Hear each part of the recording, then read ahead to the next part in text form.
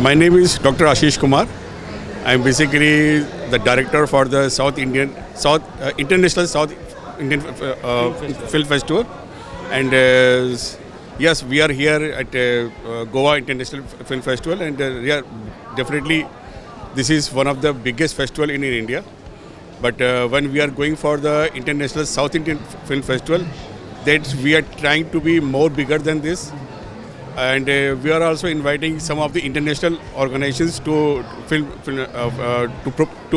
produce their films, and also we invite all the media people to be there, so that we become the number one for this International South Indian Film Festival. Where are you planning to host the same? It will be hosted at Chennai on July 24 to July 27, 2025.